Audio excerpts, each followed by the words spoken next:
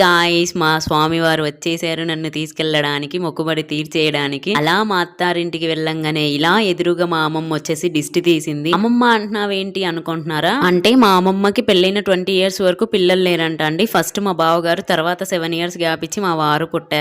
అది సంగతి. పెళ్ళయ్యాక తెలిసింది మాకు రిలేటివ్స్ అని. పెళ్లికి ముందు తెలీదు, కొంచెం దూరపు బంధువులు.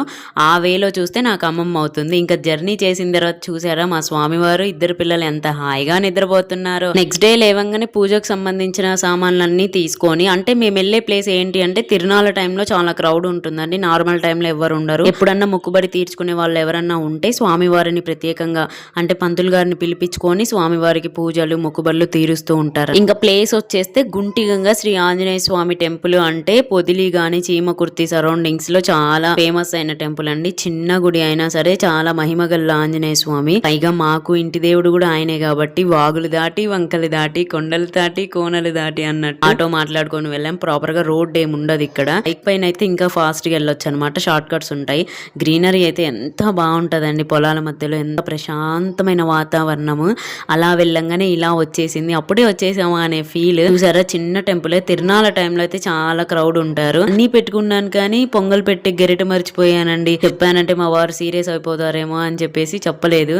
ఓకే, బట్ మరి ఎలా కవర్ చేసావని ఆలోచనతో మా అమ్మాయిని చూస్తే, మా అమ్మాయి ఏమో ఫుల్ ఎంజాయ్ చేస్తుంది. గుడి మొత్తం ప్రశాంతంగా ఉంది, సరౌండింగ్స్ అంటూ ఏం లేవు. ఉన్నదల్లా పంతులు గారిని వెళ్ళి అడిగాను అనమాట. అడిగితే అక్కడ పొంగల్ పెట్టే రూమ్స్ లో ఎవరో ఒకళ్ళు పెట్టుంటారు చూడమ్మా అని చెప్పేసి అక్కడికి వెళ్ళిన తర్వాత ఇలా గెరిట ఉందనమాట. నేనైతే దేవుడు చాలా థ్యాంక్స్ చెప్పుకున్నానండి. ఎందుకు అంటే పొంగల్కి మ్యాండేటరీ కావాల్సింది గెరిటనే ఫస్ట్ ఆఫ్ ఆల్, లేకపోతే అసలు ఎలా పాసిబిలిటీ అవ్వదు కదా. దేవుడు ఉన్నాడండో, చెప్పాను కదా వెళ్ళిన ప్రతి చోట ఏదో ఒకటి జరుగుతుంది థ్రిల్లింగ్ గా, లేదంటే నేనే ఏదో ఒకటి చేస్తాను తులవ చేష్టాలుగా. అదన్నమాట సంగతి. మా పాప అయితే నేను కూడా వండుతానమ్మా అంటుంది. అప్పుడే అంత పెద్దగా అయిపోయిందండి. నందిని కడుపుతూ ఉన్నప్పుడు వచ్చాను నేను ఇక్కడ తిరునాళ్ళకి. ఆ టైంలో తీసుకొచ్చారు మా వారు. తర్వాత ఇదే నేను రావటం. ఇంతకీ మొక్కుబడి ఏంటి అంటే, మొక్కుబడి తీరిపోయిన తర్వాతే కదా చెప్పొచ్చు కాబట్టి చెప్తున్నాను. ఆపరేషన్ అయిన తర్వాత బెడ్ మీద ఉన్నప్పుడు మొక్కున్నాను అనమాట. అంటే నేను ఫస్ట్ టైం సిజేరియన్ అయ్యేసరికి నేను పాప హెల్దీగా త్వరగా రిక్వైర్ అయ్యి ఇంటికి వెళ్తే నేను 3 నెలల్లోపు వచ్చి పొంగలన్నం సమర్పించుకుంటానని. ఫైనల్ గా అయితే ఫాస్ట్ గానే రికవర్ అయింది. 9 హెల్త్ బాగానే ఉంది, పాప బాగుంది కాబట్టి వెళ్ళి పొంగలన్నం పెట్టాము. పెద్దమ్మాయి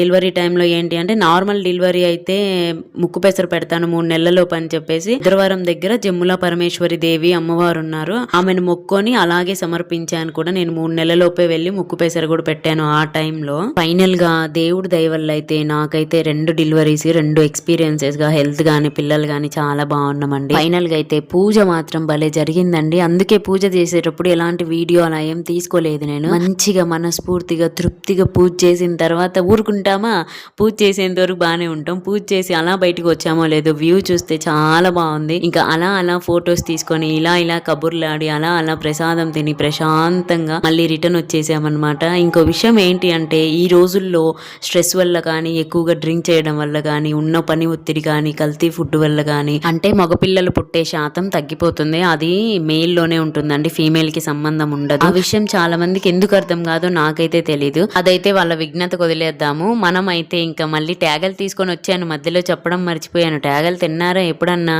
నేనైతే అవనిగడ్డలో ఉన్నప్పుడు భలే తినేదాన్ని. ఇంకేముంది 2 నిద్రలు అయిపోయాయి. నెక్స్ట్ డే మా స్వామి నన్ను బస్సు ఎక్కిచ్చారు. అలా ఎక్కి ఇలా మా అమ్మ వాళ్ళ ఇంటికి వచ్చేసాను. మీరైతే ఇలా సబ్స్క్రైబ్ చేసుకొని అలా నెక్స్ట్ వీడియో కోసం వెయిట్ చేయండి.